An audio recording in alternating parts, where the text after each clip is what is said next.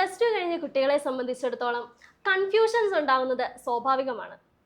ഏത് course choose ചെയ്യണം, എന്താണ് ഫ്യൂച്ചർ സെറ്റ് ആക്കുന്നത്, വെറും ഒരു ഡിഗ്രി മാത്രം മതിയോ? പ്രത്യേകിച്ച് കൊമേഴ്സ് ഫീൽഡിലേക്ക് പോകുന്ന കുട്ടികളെ സംബന്ധിച്ചിടത്തോളം BCom, ACCA, CMA തുടങ്ങിയ നിരവധി ഓപ്ഷൻസ് ഉണ്ട്. അപ്പോൾ ഈ കൺഫ്യൂഷൻസ് വളരെ സ്വാഭാവികമാണ്. ഒരു കൊമേഴ്സ് സ്റ്റുഡൻറ്റ് എങ്ങനെ സ്മാർട്ടായി കരിയർ ബിൽഡ് ചെയ്യണം, BComനോടൊപ്പം പ്രൊഫഷണൽ കോഴ്സസ് എന്തുമാത്രം ഇമ്പോർട്ടൻ്റ് ആണ്, ഇൻഡസ്ട്രി നിങ്ങളിൽ നിന്നും എന്താണ് എക്സ്പെക്ട് ചെയ്യുന്നത് തുടങ്ങിയ കാര്യങ്ങളാണ് നമ്മൾ ഈ പോഡ്കാസ്റ്റിൽ ഡിസ്കസ് ചെയ്യുന്നത്. അതിനായി നമ്മളോടൊപ്പം ഇന്നുള്ളത് കൊമേഴ്സ് ആൻഡ് പ്രൊഫഷണൽ എഡ്യൂക്കേഷനിൽ പരിചയസമ്പന്നനായ അധ്യാപകനും എഡ്യൂക്കേഷണൽ മോട്ടിവേഷണൽ സ്പീക്കറുമായ റിയാസ് സാറാണ്. Welcome sir. Thank you. Plus two കഴിഞ്ഞ കുട്ടികളെ, പ്രത്യേകിച്ച് കൊമേഴ്സ് ഫീൽഡിലേക്ക് പോകുന്ന കുട്ടികൾ അവർ ഫസ്റ്റ് ചോയ്സ് ആയിട്ട് വെക്കുന്നത് BCom ആണ്. ഇന്നത്തെ കാലത്ത് BCom എന്ന് പറയുന്ന ഡിഗ്രി എന്തുമാത്രം, അല്ലെങ്കിൽ സാർ എങ്ങനെയാണ് കാണുന്നത്? ശരിക്കും BCom ആണ് അവരുടെ ഫസ്റ്റ് ചോയ്സ് എന്ന് പറയുന്നത് ഒരു മിത്താണ്. പണ്ട് തൊട്ട് നമ്മൾ കേട്ട് വരുന്നതാണ്, പ്ലസ് ടു കഴിഞ്ഞ് അവരൊരു കൊമേഴ്സ് മേഖലയിലോട്ട് പോകുകയാണെങ്കിൽ ഒരു BCom ഗ്രാജുവേഷൻ എന്ന് പറയുന്നത്. കാരണം എന്താന്ന് പറഞ്ഞാൽ ബാക്കിയുള്ള സ്ട്രീമുകളുടെ പ്രൊഫഷണൽ കോഴ്സുകളെല്ലാം ഒരു ഗ്രാജുവേഷൻ കോഴ്സുകളാണ്. ഇപ്പം നമ്മൾ നോക്കുകയാണെങ്കിൽ സയൻസ് സ്ട്രീം കഴിഞ്ഞൊരു കുട്ടി മെഡിസിന് പോകുന്നത് MBBS എന്ന് പറയുന്നത് ഒരു 4 ഇയർ ഡിഗ്രി പ്രോഗ്രാമാണ്, അല്ലെങ്കിൽ 5 ഇയർ ഡിഗ്രി പ്രോഗ്രാമാണ്. എഞ്ചിനീയറിംഗ് എന്ന് പറയുന്നത് ഒരു 4 ഇയർ ഡിഗ്രി പ്രോഗ്രാമാണ്. ഇവിടെ നമ്മുടെ ഗ്രാജുവേഷൻ കോഴ്സ് BCom മാത്രമാണ്. അതിലല്ലാതെ ഉള്ള പ്രൊഫഷണൽ കോഴ്സുകളൊന്നും ഒരു ഗ്രാജുവേഷൻ കോഴ്സ് അല്ലാത്തതുകൊണ്ട് ഇത് നമ്മുടെ ഉള്ളിൽ ഒരു മിത്താണ് BCom ആണെന്ന് പറയുന്നത്. ഇതിന് വാസ്റ്റ് ആയിട്ട് ഓപ്പർച്യൂണിറ്റി ഉണ്ട് കൊമേഴ്സ് സ്ട്രീമിൽ. ഇപ്പൊ ഇന്നത്തെ കാലത്ത് BCom എന്ന് പറയുന്ന ഒരു ഡിഗ്രി മാത്രം മതിയാവുമോ? കൂടുതലായിട്ട് ഇപ്പൊ കുട്ടികൾ പ്രൊഫഷണൽ കോഴ്സസിനെ ഡിപ്പെൻഡ് ചെയ്യുന്ന കാലഘട്ടമാണല്ലോ. അപ്പോൾ എന്തുമാത്രം പ്രൊഫഷണൽ കോഴ്സസ് നമ്മൾ BComന്റെ കൂട്ടത്തിൽ ഇന്റഗ്രേറ്റ് ചെയ്യാൻ പറ്റും? വളരെ നല്ലൊരു ചോദ്യമാണ്. ഇന്നത്തെ കാലഘട്ടത്തിൽ BCom മാത്രം മതിയോ എന്ന് പറയുന്നത്, ഇപ്പോൾ നമ്മളെ കറന്റ് ഉള്ള അൺഎംപ്ലോയബിലിറ്റി എടുക്കുകയാണെങ്കിൽ 15 to 20% ആണ്.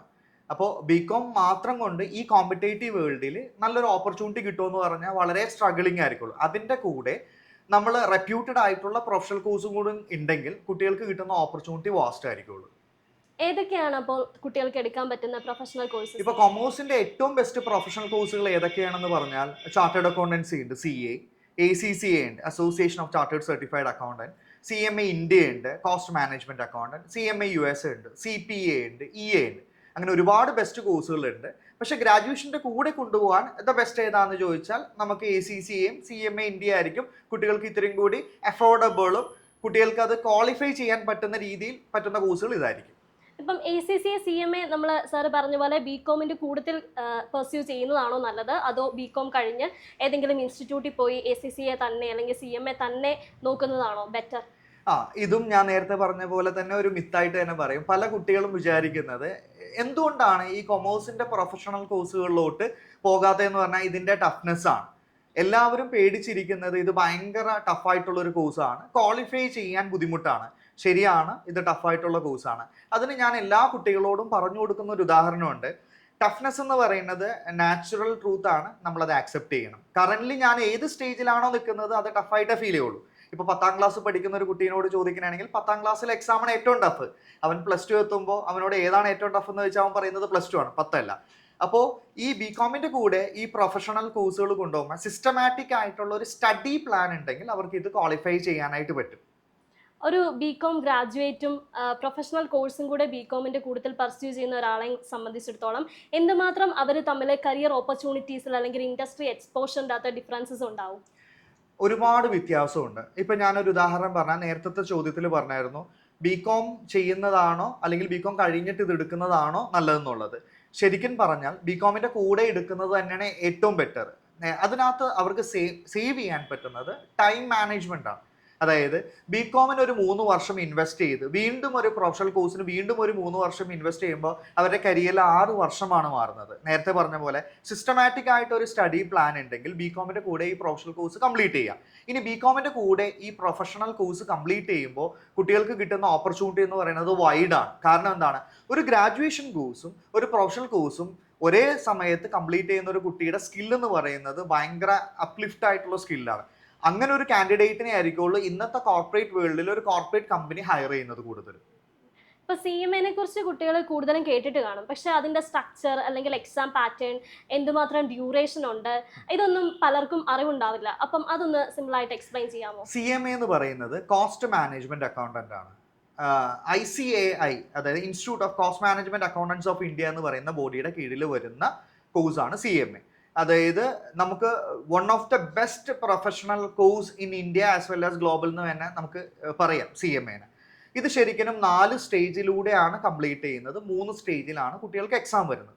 ആദ്യത്തെ സ്റ്റേജ് എന്ന് പറയുന്നത് CMA ഫൗണ്ടേഷൻ ഓർ CAT എന്ന് പറയുന്നത് സർട്ടിഫൈഡ് അക്കൗണ്ടിംഗ് ടെക്നീഷ്യൻ എന്ന് പറയും. സെക്കൻഡ് സ്റ്റേജ് എന്ന് പറയുന്നത് CMA ഇന്റർമീഡിയറ്റ് ആണ്. തേർഡ് സ്റ്റേജ് എന്ന് പറയുന്നത് ഒരു 15 മന്ത് ഒരു CMAയുടെ കീഴിൽ ആർട്ടിക്കിൾഷിപ്പ് ചെയ്യണം, വർക്കിംഗ് എക്സ്പീരിയൻസ് എന്ന് പറയാം. ലാസ്റ്റ് സ്റ്റേജ് ആണ് CMA ഫൈനൽ. അപ്പോൾ +2 കഴിഞ്ഞ ഒരു കുട്ടി ഏത് സ്റ്റേജിലോട്ടാന്ന് പറയുന്നത് CMA CAT ഓർ ഫൗണ്ടേഷൻ എന്ന് പറഞ്ഞ സ്റ്റേജിലോട്ടാണ്. അപ്പോൾ ആ സ്റ്റേജ് കഴിഞ്ഞ് ആ സ്റ്റേജിൽ ഇവർക്ക് പഠിക്കാനുള്ളത് 4 പേപ്പറുകളാണ്. അത് കഴിഞ്ഞ് അടുത്ത സ്റ്റേജ് ആണ് ഇന്റർമീഡിയറ്റിൽ 8 പേപ്പർ പഠിക്കാനുണ്ട്, 2 ഗ്രൂപ്പായിട്ട് 4 പേപ്പറുകൾ. അത് കഴിഞ്ഞ് 15 മാസം നമ്മളൊരു CMAയുടെ കീഴിൽ ആർട്ടിക്കിൾഷിപ്പ് ചെയ്യുമ്പോൾ നമുക്ക് സ്റ്റൈപ്പൻഡ് കിട്ടുന്നുണ്ട്. ഡിപ്പെൻഡിങ് ഓൺ ദ ഫേം അനുസരിച്ച് നമുക്ക് എന്ത് കിട്ടുന്നുണ്ട്, സ്റ്റൈപ്പൻഡ് കിട്ടും. വേരി ചെയ്യും, 3000, 5000, 10,000 ആ രീതിയിൽ വേരി ചെയ്യും. അത് കഴിഞ്ഞിട്ടാണ് CMA ഫൈനൽ. ഇതാണ് ഇതിന്റെ ഒരു സ്ട്രക്ചർ. ഇപ്പൊ സാർ ആർട്ടിക്കിൾഷിപ്പിനെ പറ്റി പറഞ്ഞല്ലോ, അപ്പൊ ആർട്ടിക്കിൾഷിപ്പ് CMAയില് കമ്പൽസറി ആയിട്ടുള്ള ഒരു ഇതാണോ? യെസ്, കമ്പൽസറി ആകാൻ കാരണം നമ്മൾ നോക്കണമെങ്കിൽ ഇവർക്ക് ഇതിനകത്ത് വേണ്ടതാണ് ഒരു ഹാൻഡ് എക്സ്പീരിയൻസ് എന്ന് പറയും, വർക്കിംഗ് എക്സ്പീരിയൻസ്.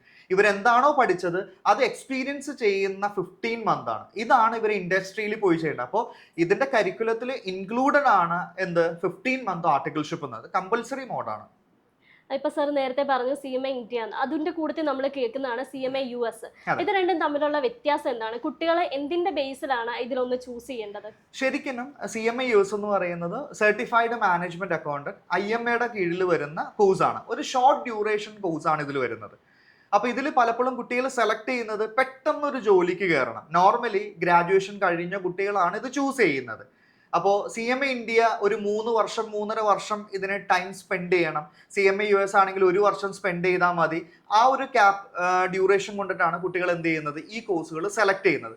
പക്ഷേ ഡിഗ്രിയുടെ കൂടെ ചെയ്യുവാണെങ്കിൽ അവർക്ക് 3 വർഷം എന്തായാലും എന്ത് വേണം, ഡിഗ്രി പഠിക്കാൻ വേണം. അങ്ങനെ ഒരു കുട്ടിക്ക് എന്ത് ചെയ്യാം, CMA ഇന്ത്യ കംഫർട്ടബിളി പഠിച്ചു തീർക്കാൻ പറ്റും. ഇനി എബ്രോഡ് ആണ് ഓപ്പർച്യൂണിറ്റി നോക്കുന്നതെന്നുണ്ടെങ്കിൽ CMA US ആണ് എന്ന് പറഞ്ഞ് CMA ഇന്ത്യക്ക് ഓപ്പർച്യൂണിറ്റി ഇല്ലെന്നല്ല. 150+ കൺട്രീസിൽ ഓപ്പർച്യൂണിറ്റി ഉള്ള വേൾഡിലെ one of the best certification course ആണ് CMA USA.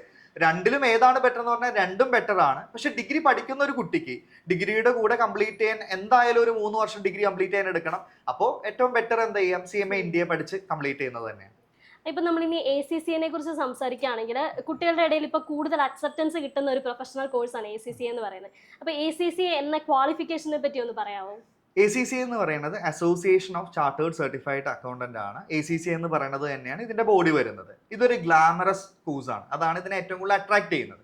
കാരണം ഇന്ത്യൻ ചാർട്ടേഡ് അക്കൗണ്ടൻസിനെ കോഴ്സിനെ അപേക്ഷിച്ച് ACCAയിലോട്ട് വരുമ്പോൾ കുട്ടികൾക്ക് ഇത്തിരി കൂടി ഫ്ലെക്സിബിലിറ്റി കിട്ടുന്നുണ്ട്. ഈ ചാർട്ടേഡ് അക്കൗണ്ടൻസി കോഴ്സിലെ ഏറ്റവും ടഫ്നെസ് എന്ന് പറയുന്നത് ഗ്രൂപ്പിംഗ് എക്സാം ആണ്. ആ ഗ്രൂപ്പില്ല 4 പേപ്പറും ഒരുമിച്ച് പാസ്സാവണം. ഇൻ കേസ് ഏതെങ്കിലും ഒരു പേപ്പർ ഫെയിൽ ആയി കഴിഞ്ഞാൽ വീണ്ടും ആ കുട്ടികൾ പാസ്സായ പേപ്പറുകൾ എഴുതണം. അതിലും നമുക്ക് എക്സംഷൻസ് കിട്ടാറുണ്ട്. പക്ഷേ ACCAയിൽ എന്ത് ചെയ്യാം, കുട്ടികൾക്ക് ഓരോ പേപ്പർ വീതം എഴുതി പാസ്സായി മതി. ഇതിൽ ശരിക്കും 13 പേപ്പറുകളാണ് കുട്ടികൾക്ക് പഠിക്കാനുള്ളത്. ആദ്യത്തേന്ന് പറയുന്നത് നോളജ് ലെവൽ, പിന്നെ വരുന്നത് സ്കിൽ ലെവൽ, പിന്നെ വരുന്നത് പ്രൊഫഷണൽ ലെവൽ, അത് കഴിഞ്ഞിട്ട് ഒരു ഓപ്ഷണൽ ലെവലുണ്ട്. 4 എണ്ണത്തിൽ ഏതെങ്കിലും 2 എണ്ണം. ഈ വരുന്ന 2027 സെപ്റ്റംബറോട് കൂടി ഈ 13 പേപ്പറിനെ വീണ്ടും കട്ട് ഷോട്ട് ചെയ്ത് 11 പേപ്പർ ആക്കുന്നുണ്ട് അവർ. ACCA ഇത്രയും കൂടി അപ്ഡേറ്റഡ് ആക്കുന്നുണ്ട്. പിന്നെ ഏറ്റവും കൂടുതൽ കുട്ടികൾ ഇതിനെ അട്രാക്ട് ചെയ്യുന്ന വൺ ഓഫ് ദ റീസൺ എന്ന് പറയുന്നത് 180+ കൺട്രീസിൽ ജോബ് ഓപ്പണിംഗ് ഉണ്ട് ACCA. ACCAയിൽ നമ്മൾ കൂടുതലായിട്ടും കേൾക്കുന്ന ഒരു കൺസെപ്റ്റ് ആണ് എക്സംഷൻ എന്ന് പറഞ്ഞാൽ. അതെന്താണെന്ന് എക്സ്പ്ലെയിൻ ചെയ്യാമോ? തീർച്ചയായിട്ടും. ACCAയിൽ നോർമലി 2 രീതിയിലാണ് എക്സംഷൻസ് വരുന്നത്. ഒന്ന് 9 പേപ്പർ എക്സംഷൻസും പിന്നെ നോർമൽ എക്സെപ്ഷൻ, അതായത് 5 പേപ്പർ എക്സംഷൻ എന്ന് പറയും. എന്താണ് 9 പേപ്പർ എക്സംഷൻ എന്ന് പറഞ്ഞു കഴിഞ്ഞാൽ, ACCA ഡയറക്ട്ലി ചില യൂണിവേഴ്സിറ്റി ആയിട്ട് ഇന്റഗ്രേറ്റ് ചെയ്തിട്ട് അവരുടെ സിലബസ് ആയിട്ട് മാപ്പ് ചെയ്തിട്ടുണ്ടാവും. അപ്പോൾ ആ കുട്ടികൾക്ക് ACCAയിലെ 13 പേപ്പറും പഠിക്കേണ്ട 9 പേപ്പർ എക്സംഷൻ കഴിഞ്ഞിട്ട് ബാലൻസ് വരുന്ന 4 പേപ്പർ പഠിച്ചാൽ മതി. ഇനി നോർമൽ 5 പേപ്പർ എക്സംഷൻ എന്ന് പറയുന്നത് അത് ഗ്ലോബലി ACCA എല്ലാവർക്കും കൊടുത്തേക്കുന്ന എക്സംഷൻ ആണ്. അവർക്ക് എന്താണ് 5 പേപ്പർ എക്സംഷൻ കിട്ടുള്ളൂ, ബാലൻസ് വരുന്ന 8 പേപ്പർ പഠിക്കണം. കുട്ടികളുടെ ഇടയിലെ കൺഫ്യൂഷൻ ഏതാണ് ബെറ്റർ? രണ്ടും ബെറ്റർ ആണ്. പക്ഷേ ഒരു പഠിക്ക് എഡ്ജ് കൂടുതൽ കിട്ടുക 5 പേപ്പർ എക്സംഷൻ ആണ്. കാരണം എന്താന്ന് പറഞ്ഞാൽ കുട്ടികൾ എന്താണ് ഈ 9 പേപ്പർ എക്സംഷൻ കുട്ടി വരുമ്പോഴത്തേക്കും ACCAയുടെ എക്സാം പാറ്റേൺ ഇവർ ഫോളോ ചെയ്യുന്നില്ല. ഇവർ ഭയങ്കര സിമ്പിൾ ആയിട്ട് ACCAനെ കാണും. അപ്പോൾ P ലെവൽ പ്രൊഫഷണൽ ലെവൽ എത്തുമ്പോൾ ഇവർ ഭയങ്കരമായിട്ട് സ്ട്രഗിൾ ചെയ്യാറുണ്ട്. അങ്ങനെ വരുന്ന കുട്ടികൾക്ക് ഈ 5 പേപ്പർ എക്സംഷൻ എന്ന് പറയുമ്പോൾ അവർ ACCയുടെ എക്സാം പാറ്റേൺ യൂസ്ഡ് ആണ്. അവർക്ക് എന്ത് ചെയ്യും, സ്ട്രഗിൾ ചെയ്യേണ്ട ആവശ്യം വരുന്നില്ല. അപ്പൊ ഇങ്ങനത്തെ ഒരു കോമ്പറ്റേറ്റീവ് വേൾഡിൽ ഒരു പൊടിക്ക് എഡ്ജ് കിട്ടുന്നത് 5 പേപ്പർ എക്സംഷൻ കഴിഞ്ഞു വരുന്ന കുട്ടികൾക്കാണ്. ഇതിന്റെ കൂടെ തന്നെ ACCയുടെ എക്സാം പാറ്റേണും കൂടി ഒന്ന് എക്സ്പ്ലെയിൻ ചെയ്യാമോ? തീർച്ചയായിട്ടും. ACCനെ ടഫ് ആക്കുന്ന ഒരു കാര്യമാണ് ACCയുടെ എക്സാം പാറ്റേൺ. കാരണം +2 വരെ അല്ലെങ്കിൽ ഡിഗ്രിയിൽ നമ്മൾ ചെയ്യുന്ന എക്സാം പാറ്റേൺ എന്ന് പറയുന്നത് പെൻ ആൻഡ് പേപ്പർ ആണ്. നമുക്കൊരു പേപ്പർ തരും, പെൻ തരും, പഠിച്ചത് മകപ്പ് ചെയ്ത് എഴുതാന്നുള്ളതാണ്. പക്ഷേ ACC ഒരു ഗ്ലോബൽ പ്രൊഫഷണൽ കോഴ്സ് ആയതുകൊണ്ട്, ഇന്റർനാഷണൽ വാല്യൂ ഉള്ള കോഴ്സ് ആയതുകൊണ്ട് ഇതിന്റെ എക്സാം പാറ്റേൺ എന്ന് പറയുന്നത് ഓൺലൈൻ എക്സാം ആണ്, കമ്പ്യൂട്ടർ ബേസ്ഡ് എക്സാം ആണ്. ആദ്യത്തെ 4 പേപ്പറുകൾക്ക് CBE നമുക്കൊരു സെന്റർ ഉണ്ടാവും, അവിടെ കുട്ടികൾ എക്സാം എഴുതാം, എപ്പോൾ വേണമെങ്കിലും എഴുതാം. പിന്നെ വരുന്ന പേപ്പറുകളെല്ലാം കുട്ടികൾ എക്സാം എഴുതുന്നത് വർഷത്തിൽ 4 തവണയാണ്, മാർച്ച്, ജൂൺ, സെപ്റ്റംബർ, ഡിസംബർ. അപ്പൊ ഈ 4 തവണ കുട്ടികൾ എക്സാം ബുക്ക് ചെയ്യും, ഒരു സെന്ററിൽ പോയിട്ട് എക്സാം എഴുതുന്നതാണ്. അപ്പൊ ഇവരെ ടഫ് ആക്കുന്നത് ഇതുവരെ ഇവർ യൂസ്ഡ് അല്ലാത്ത ഒരു എക്സാം പാറ്റേണിലോട്ട് കയറുന്നത് കൊണ്ടാണ്. ഈ CMA അല്ലെങ്കിൽ ACCയെ നമ്മൾ BComന്റെ കൂടെ ഇന്റഗ്രേറ്റ് ചെയ്ത് പഠിക്കുമ്പോഴത്തേനും ഒരു കുട്ടി ഫോളോ ചെയ്യേണ്ട ഒരു സ്റ്റഡി സ്ട്രാറ്റജി വ്യത്യാസമായിരിക്കുമല്ലോ. അത് എങ്ങനെയാണ് ഒരു കുട്ടി ഫോളോ ചെയ്യേണ്ടത്? പലപ്പോഴും കുട്ടികൾക്ക് അറിയാത്തൊരു കാര്യമാണ്. അവർ വിചാരിക്കുന്നത് ഇത് ഭയങ്കര ടഫായിട്ടുള്ള ഒരു കോഴ്സാണ്, അപ്പൊ ഇത് രണ്ടും കൂടി ഒരുമിച്ച് കൊണ്ടുപോകാൻ പറ്റില്ല. സീരിയസ്ലി ഇത് ടഫായിട്ടുള്ള കോഴ്സ് തന്നെയാണ്. കാരണം ഒരെണ്ണം എന്ന് പറയുന്നത് ഗ്രാജുവേഷൻ, അതായത് നമ്മൾ ക്വാളിഫയിങ് എക്സാം ആണ്. ACC CMA എന്ന് പറയുന്നത് കോമ്പറ്റേറ്റീവ് എക്സാം ആണ്, അത് ക്വാളിഫയിങ് അല്ല. അപ്പൊ രണ്ടിനും രണ്ടിൻ്റെതായ രീതിയിൽ വേണം നമ്മൾ അപ്രോച്ച് ചെയ്യാനായിട്ട്. അപ്പൊ ഇതിന് എന്താ വേണ്ടതെന്ന് പറഞ്ഞാൽ ഒരു സ്ട്രക്ചേർഡ് ആയിട്ടുള്ള, ഡിസിപ്ലിൻഡ് ആയിട്ടുള്ള സ്റ്റഡി പ്ലാൻ ഉണ്ടെങ്കിൽ കുട്ടികൾക്ക് ഇത് ക്വാളിഫൈ ചെയ്യാനായിട്ട് പറ്റും. ഒറ്റ കാര്യം, ഇവർ ടൈം ഇൻവെസ്റ്റ് ചെയ്യണം. ഏറ്റവും ബെസ്റ്റ് സ്ഥലത്ത് ടൈം ഇൻവെസ്റ്റ് ചെയ്ത് പഠിച്ചു കഴിഞ്ഞാൽ തീർച്ചയായിട്ടും കുട്ടികൾക്ക് ഇത് ക്വാളിഫൈ ചെയ്യാനായിട്ട് പറ്റും. ഇപ്പൊ ഒരു സ്റ്റുഡന്റ് സാറിനോട് ചോദിക്കുകയാണ്, എന്തുകൊണ്ട് ഞാൻ ഇന്റഗ്രേറ്റഡ് BCom എടുക്കണം, അതായത് BComന്റെ കൂടുതൽ പ്രൊഫഷണൽ കോഴ്സ് എടുക്കണം എന്ന് ചോദിച്ചാൽ സാറിന്റെ മറുപടി എന്തായിരിക്കും? കാരണം ഞാൻ അവരോട് ആദ്യം ചോദിക്കും, 1 among 1000 ആവണമോ, അല്ലെങ്കിൽ if you want to lead that 1000 you have to choose these professional course along with your graduation. അതായത് 1000-ൽ ഒരെണ്ണം ആവാനാണെങ്കിൽ ഗ്രാജുവേഷൻ എടുത്താൽ മതി. പക്ഷേ ഈ 1000-നെ ലീഡ് ചെയ്യാനാണെങ്കിൽ ഇവന് ഇന്റഗ്രേറ്റഡ് എടുക്കണം. കാരണം ഇന്നത്തെ കോമ്പറ്റേറ്റീവ് വേൾഡിൽ നമ്മൾ തുടങ്ങിയപ്പോൾ തന്നെ പറഞ്ഞിട്ടുണ്ടായിരുന്നു അൺഎംപ്ലോയബിലിറ്റിയുടെ കാര്യം. അവിടെ ഈ അൺഎംപ്ലോയബിലിറ്റിയുടെ കൂട്ടത്തിലോട്ട് കയറണോ, അവരെയൊക്കെ ലീഡ് ചെയ്യുന്ന ഒരു ലീഡറായി മാറണോ എന്നുള്ളതാണ് ഇതിന്റെ ആൻസർ. ഒരു ആവറേജ് സ്റ്റുഡന്റിനെ സംബന്ധിച്ചിടത്തോളം എപ്പോഴും ഉള്ള ഒരു ഡൗട്ടാണ്, ടോപ്പേഴ്സിന് മാത്രം എടുക്കാൻ പറ്റുന്നതാണ് പ്രൊഫഷണൽ കോഴ്സസ് എന്നത്. സാറിന് അങ്ങനെ ഒരു തോട്ട് ഉണ്ടോ? തീർച്ചയായിട്ടും വളരെ നല്ലൊരു ചോദ്യമാണ്. ഒരുപാട് പാരൻസും ഞാൻ ഈ കഴിഞ്ഞ എൻ്റെ ജേർണിയിലും ഒരുപാട് കേട്ടിട്ടുള്ളൊരു ചോദ്യമാണ്. എൻ്റെ സ്റ്റുഡൻറ് അല്ലെങ്കിൽ എൻ്റെ കുട്ടി ആവറേജ് സ്റ്റുഡൻ്റ് ആണ്, കേപ്പബിൾ അല്ല. എന്തിന് അടിസ്ഥാനത്തിലാണ് ഈ സ്റ്റുഡൻറ് കേപ്പബിൾ അല്ല എന്ന് പറയുന്നത്? കാരണം കിട്ടിയ പരീക്ഷയ്ക്കെല്ലാം ഒരേ മാർക്കാണെങ്കിൽ നമുക്ക് പറയാം ഈ കുട്ടി കേപ്പബിൾ അല്ല എന്നുള്ളത്. ഒരിക്കലും ഏറ്റവും ടോപ്പേഴ്സിന് മാത്രം പഠിക്കുന്ന ഒരു പ്രൊഫഷണൽ കോഴ്സ് ആയിട്ട് ഇത് എവിടെയും എഴുതി വെച്ചില്ല. അതൊരു മിത്താണ്. ഇവിടെ നോർമൽ ജസ്റ്റ് പാസ്സായ കുട്ടിയും ACC ഒക്കെ റാങ്ക് മേടിച്ചിട്ടുണ്ട്, അല്ലെങ്കിൽ CMA ക്വാളിഫൈ ചെയ്തിട്ടുണ്ട്. ഏറ്റവും ടോപ്പിൽ നിൽക്കുന്ന കുട്ടി ACC ഒക്കെ ഫെയിൽ ആയിട്ടുമുണ്ട്. അവിടെ നേരത്തെ പറഞ്ഞ പോലെ തന്നെ ഗൈഡ് ചെയ്യാനായിട്ട്, മെന്റർ ചെയ്യാനായിട്ട് ഒരു മെന്റർ ഉണ്ട്. ഏറ്റവും ബെസ്റ്റ് ക്ലാസ് കിട്ടുമെന്നുണ്ടെങ്കിൽ ആർക്കും ഇത് ക്വാളിഫൈ ചെയ്യാൻ പറ്റും. ഒറ്റ രീതി എന്ന് പറയുന്നത് നോർമൽ എക്സാം പാറ്റേൺ പോലെ അല്ല ഇതിനെ പഠിക്കേണ്ടത്. ഇതിനൊരു സ്ട്രക്ചേർഡ് സ്റ്റഡി പ്ലാൻ വേണം. പലപ്പോഴും കുട്ടികൾ കാണിക്കുന്ന ഒരു മിസ്റ്റേക്കും കൂടി പറയാം, ഇവരെന്ത് ചെയ്യും, ഇതേപോലത്തെ പ്രൊഫഷണൽ കോഴ്സുകൾ എടുത്തിട്ട് ക്വാളിഫയിങ് എക്സാം പോലെ ഇതിനെ പഠിക്കാനായിട്ട് നോക്കും. അതായത് ഇപ്പൊ ഞാൻ എപ്പോഴും കുട്ടികൾക്ക് പറഞ്ഞു കൊടുക്കുന്ന ഒരു ഉദാഹരണമാണ്, സിമ്പിൾ ആയിട്ട് പറഞ്ഞു തന്നതിനാൽ. നമുക്ക് സ്പോർട്സ് അറിയാം. ഇപ്പൊ സ്പോർട്സിൽ ക്രിക്കറ്റും ഉണ്ട്, ഫുട്ബോളും ഉണ്ട്. പക്ഷേ ഇതിന് രണ്ടിനും വേണ്ട സ്റ്റാമിന ഒന്നാണോ? അല്ല, രണ്ടിനും രണ്ടാണ്. രണ്ടിനും വേണ്ട പ്രിപ്പറേഷനും വേറെ തന്നെയാണ്. അതേ രീതിയിലാണ് BComനെയും ഇതിനെയും നമ്മൾ 2 രീതിയിൽ വേണം പ്രിപ്പയർ ചെയ്ത് പഠിക്കാനായിട്ട്. അങ്ങനെ പഠിക്കുന്ന ഒരു കുട്ടിക്ക് എന്ത് ചെയ്യും, ഈസിലി ക്വാളിഫൈ ചെയ്യാൻ പറ്റും. രണ്ടാമത്തെ ഒരു ഇതെന്ന് പറയുന്നത് ഇതിന് കൺസിസ്റ്റൻസിയാണ്. അതായത് ടോപ്പർ എന്ന് പറയുന്ന മിത്തിനെ മാറ്റിയിട്ട് കൺസിസ്റ്റൻസിയാണ്. റെഗുലർ ആയിട്ട് ഇതിൽ പഠിക്കാൻ ഇൻവെസ്റ്റ് ചെയ്യാൻ പറ്റുന്ന ഒരു കുട്ടിക്ക് സീരിയസ്ലി ഇത് ക്വാളിഫൈ ചെയ്യാൻ പറ്റും. അപ്പോൾ ശ്രദ്ധിക്കേണ്ട ഒരു കാര്യം കൺസിസ്റ്റൻസി മാത്രമാണ്. ഈ പ്രൊഫഷണൽ കോഴ്സസ് പെർസ്യൂ ചെയ്യുന്ന സ്റ്റുഡൻസ് നേരിടുന്ന ഏറ്റവും വലിയ വെല്ലുവിളികൾ എന്തൊക്കെയാണ്? അതെങ്ങനെ മാനേജ് ചെയ്യാൻ അവർക്ക് പറ്റും? സീരിയസ്ലി അതാണ് നേരത്തെ പറഞ്ഞത്, കൺസിസ്റ്റൻസി. ഇവർ ഫേസ് ചെയ്യുന്ന ഏറ്റവും വലിയ വെല്ലുവിളി ഒന്ന് ഔട്ട്സൈഡിൽ നിന്നുള്ള നെഗറ്റീവ് തോട്ട്സുകളാണ്.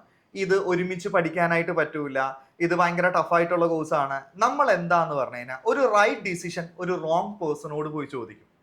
ശരിക്കും നമുക്കൊരു അസുഖം വന്നാൽ നമ്മളൊരു ഹോസ്പിറ്റലിലാണ് പോകേണ്ടത്. പക്ഷെ നമ്മൾ വീടിന്റെ അടുത്തിരിക്കുന്ന ഒരാളോട് ചോദിച്ചിട്ട് അയാൾ പറയുന്ന ഉത്തരത്തിനുള്ള സൊല്യൂഷൻ നമ്മളാണ്. അതല്ല ചെയ്യേണ്ടത്. ലിമിറ്റഡ് ഇൻഫോർമേഷൻ ആണ് കുട്ടികളെ തെറ്റായിട്ട് ഗൈഡ് ചെയ്യുന്നത്. അവിടെ എന്താണ്, നമ്മൾ നല്ല ഒരു എഡ്യൂക്കേറ്ററിന്റെ അടുത്ത് പോയിട്ട് കൗൺസിൽ ചെയ്യുക, whether I can do or not, ഇല്ലെങ്കിൽ എത്ര ടൈം ഇൻവെസ്റ്റ് ചെയ്യണം. ഞാൻ അവിടെ പറയുന്നത് കുട്ടികളുടെ കൺസിസ്റ്റൻസിയിൽ ബ്രേക്ക് വരുമ്പോഴാണ് ഈ റിസൾട്ടിനെ ബാധിക്കുന്നത്. എന്താണ് കൺസിസ്റ്റൻസി എന്ന് പറഞ്ഞു കഴിഞ്ഞാൽ, ഇവർ ഈ പ്രൊഫഷണൽ കോഴ്സുകളിലോട്ട് കയറുമ്പോൾ ഇന്ന് തന്നെ 5 മണിക്കൂർ പഠിക്കാൻ നോക്കും. ഇന്ന് പറ്റും, നാളെ പറ്റും, പിന്നെ എന്ത് ചെയ്യും, ബോഡി റിയാക്ട് ചെയ്യാൻ തുടങ്ങും. ശരിക്കും എന്താണ്, ഇത് നമ്മുടെ ഹാബിറ്റ് ആവണം. അറ്റോമിക് ഹാബിറ്റ് എന്ന് പറയുന്ന ബുക്കിലുണ്ട്, നിന്റെ ഹാബിറ്റ് ആയാൽ മാത്രമാണ് നിനക്കിത് കൊണ്ടുപോകാൻ പറ്റുള്ളൂ. അപ്പൊ കുട്ടികൾ എന്താ ചെയ്യേണ്ടത്, ഇന്ന് ചെന്നിട്ട് ഒരു 1 hour 1.5 hour പഠിക്കാം. ഈ ഒരു 1 week ഇത് കൺസിസ്റ്റന്റ് ആയിട്ട് മെയിൻറ്റെയിൻ ചെയ്യാം. അങ്ങനെ ഗ്രാജുവലി 5 hours കൊണ്ടുപോകാനായിട്ട് നോക്കാം. അങ്ങനെ 5 hours ഡെഡിക്കേറ്റഡ്ലി ഇതിനകത്ത് ഇൻവെസ്റ്റ് ചെയ്യാൻ പറ്റുമെങ്കിൽ തീർച്ചയായിട്ടും കൊണ്ടുപോകാൻ പറ്റും. ഡിസിപ്ലിൻഡ് ആയിട്ടുള്ള സ്റ്റഡി സ്ട്രക്ചർ ആണ് വേണ്ടത് തീർച്ചയായിട്ടും. ഇപ്പോൾ ഈ ഇൻ്റഗ്രേറ്റഡ് പ്രൊഫഷണൽ കോഴ്സസിൻ്റെ കാര്യത്തിൽ നമ്മുടെ സെൻറ്റ് ആൻ്റണീസ് കോളേജ് എങ്ങനെയാണ് ബാക്കി കോളേജുകളിൽ നിന്ന് ഡിഫർ ചെയ്യുന്നത്, അല്ലെങ്കിൽ ഇവിടെ കുട്ടികൾക്ക് എന്താണ് അഡ്വാൻറ്റേജസ് ആയിട്ട് കിട്ടുന്നത്? തീർച്ചയായിട്ടും ഞാൻ ഒരുപാട് കോളേജസിൽ ഇതേപോലെ അസോസിയേറ്റ് ചെയ്ത് കോഴ്സുകളെ കുറിച്ച് ഗൈഡ് ചെയ്യാറുണ്ട്. അവിടെ നിന്ന് ഏറ്റവും ഒരു വാം വെൽക്കം കിട്ടുന്ന the best college in Kerala എന്ന് തന്നെ വേണമെങ്കിൽ പറയാം സെൻറ്റ് ആൻ്റണീസിനെ. കാരണം എന്താന്ന് പറഞ്ഞു കഴിഞ്ഞാൽ, പലപ്പോഴും ഇതേപോലത്തെ പ്രൊഫഷണൽ കോഴ്സുകൾ ഒരു ആഡ് ഓൺ പോലെയാണ് കോളേജുകൾ എടുക്കുന്നത്. അത് ഗ്രാജുവേഷൻ കോഴ്സിന് മാത്രമാണ് കോളേജുകളിൽ നിന്നുള്ള സപ്പോർട്ട് ഉണ്ടാവാറ്. ഈ പ്രൊഫഷണൽ കോഴ്സുകൾ ഒരു നോർമൽ കോഴ്സ് പോലെ പോകും. അങ്ങനെയല്ല ഇതിനെ ട്രീറ്റ് ചെയ്യേണ്ടത്. ആ കാര്യത്തിൽ സെൻറ്റ് ആൻ്റണീസ് കോളേജ് വളരെ ഫോക്കസ്ഡ് ആണ്. കാരണം അവരുടെ അക്കാഡമിക് വിങ് എന്ന് പറയുന്നത് സീരിയസ്ലി, അതിന് ഏറ്റവും വലിയ ഉദാഹരണമാണ് കൺസിസ്റ്റന്റ് ആയിട്ട് അവർക്ക് ഗ്രാജുവേഷൻ കോഴ്സിൽ റാങ്ക് വരുന്നുണ്ട്. അതിലുപരി ലേറ്റസ്റ്റ് CMA റിസൾട്ടിൽ 18th റാങ്ക്. അത് ശരിക്കും പറഞ്ഞ ഒരു ഹിസ്റ്ററി തന്നെയാണ്. കാരണം ഗ്രാജുവേഷൻ കോഴ്സ് പഠിക്കുന്ന കൂട്ടത്തിൽ ഇതേപോലത്തെ ടഫായിട്ടുള്ള വേൾഡിലെ തന്നെ അല്ലെങ്കിൽ ഇന്ത്യയിലെ തന്നെ ഏറ്റവും ടഫായിട്ടുള്ള കോഴ്സുകളിൽ ഒന്നിൽ 18th റാങ്ക് സെൻറ്റ് ആൻ്റണീസ് കോളേജിന് നേടാനായിട്ട് പറ്റിയിട്ടുണ്ട്. അത് ശരിക്കും അവരുടെ കൺസിസ്റ്റൻസിയിൽ തന്നെയാണ്, അവരിതിനെ ഫോക്കസ്ഡ് ആയിട്ട് തന്നെ. വേറൊരു കാര്യം എന്ന് പറഞ്ഞു കഴിഞ്ഞാൽ, ഒരു ട്രയാങ്കിൾ ബോണ്ട് അല്ലെങ്കിൽ ട്രയാങ്കിൾ അപ്രോച്ച് എന്ന് വേണമെങ്കിൽ പറയാം. പലപ്പോഴും പല കോളേജുകളിൽ ഉണ്ടാവുന്നത്, കോളേജ് അവർ ഗ്രാജുവേഷൻ കോഴ്സിന്റെ പുറകെ പോകും, കുട്ടികൾ നോർമൽ പ്രൊഫഷണൽ കോഴ്സിന്റെ പുറകെ, പാരന്റ്സ് ഇതൊന്നും മൈൻഡ് ആക്കില്ല. സെൻറ്റ് ആൻ്റണീസിൽ ഈ ട്രൈ അപ്രോച്ച് ഭയങ്കര ബോണ്ടാണ്. പാരന്റ്സിന്റെ സപ്പോർട്ടും സ്റ്റുഡൻസിന്റെ സപ്പോർട്ടും കോളേജിന്റെ സപ്പോർട്ടും കൂടി കൊണ്ടാണ് ഈ റിസൾട്ടിലോട്ട് എത്താനായിട്ട് പറ്റിയത്. അപ്പോൾ ഏതൊരു പ്രൊഫഷണൽ കോഴ്സ് എടുക്കുന്ന ഒരു കുട്ടിക്കും ഞാൻ ഫസ്റ്റ് സജസ്റ്റ് ചെയ്യുക സെൻറ്റ് ആൻ്റണീസ് കോളേജാണ്. Because proven track and result ഉണ്ട് അവർക്ക് ഇതിനകത്ത്. ഈ ചുരുങ്ങിയ സമയം കൊണ്ട് ഡിഗ്രി എന്നതിലുപരി ഒരു ഫ്യൂച്ചർ റെഡി പ്രൊഫഷണൽ ആവാൻ ഒരു വിദ്യാർത്ഥി എന്തൊക്കെ കാര്യങ്ങളാണ് ശ്രദ്ധിക്കേണ്ടത് എന്നാണ് നമുക്ക് സാർ ഇപ്പോൾ പറഞ്ഞു തന്നത്. ഈ പോഡ്കാസ്റ്റ് ഒത്തിരി വിദ്യാർത്ഥികൾക്കും പാരൻസിനും ഉപകാരപ്രദമാകുമെന്ന് വിശ്വസിക്കുന്നു. താങ്ക്